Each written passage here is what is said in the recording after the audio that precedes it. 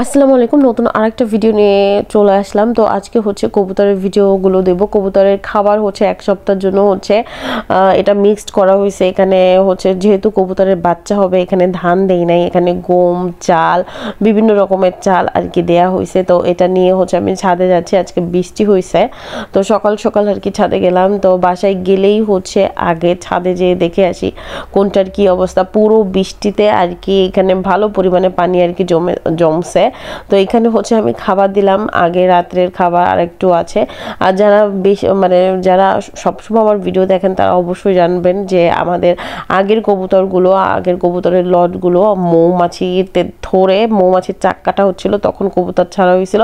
এর জন্য হচ্ছে অনেক কবুতর মারা গেছে। আবার নতুন করে হচ্ছে কবুতর আমরা উঠাইছি, এখন দেখি কি হয় আর কি, আল্লাহ ভরসা। তো এখানে হচ্ছে প্রতিটা গাছের গোড়ায় আর কি মোটামুটি পানি জমে গেছে, যেহেতু অনেক বৃষ্টি হয়েছে। আর এইখানে হচ্ছে আমি প্রতিদিনই হচ্ছে কবুতরের পানিটা হচ্ছে চেক করে দেওয়ার চেষ্টা করি। আর এখানে হচ্ছে এটা কর্মচা, হ্যাঁ এটা কর্মচা ধরছে, এটা কিন্তু মিষ্টি কর্মচা। এখানে কদবেল গাছ আছে, এখানে সরু ফল গাছ আছে, আতা ফল গাছ আছে। মানে আমার মার মোটামুটি পুরো ছাদ বাগান ভরা। আগে তো ছাদ বাগানটা একটু অপরিষ্কারই থাকতো, এখন আম্মু দেখি সব লোক দিয়ে ছাদ বাগান পরিষ্কার করায়। আর এই মালবেরিগুলো কি যে মিষ্টি, আমি কি বলবো।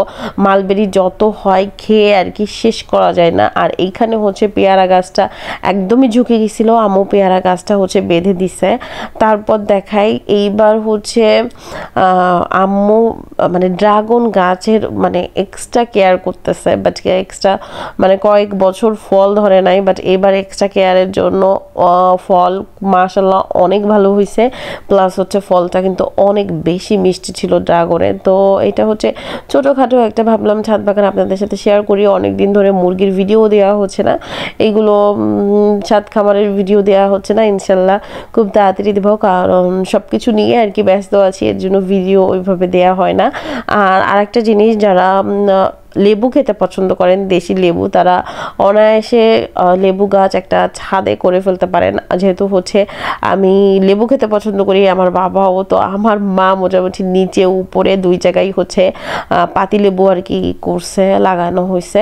তো যখন মনে হয় যে একটু ডাল দিয়ে লেবু খাবো, ইজিলি ছাদ থেকে যে আর কি ছিঁড়ে নিয়ে আসি। এবার হচ্ছে বেগুন গাছ তো অনেক সুন্দর, কারণ রমজান মাসে বেগুনের কেজি 80 টাকা হয়।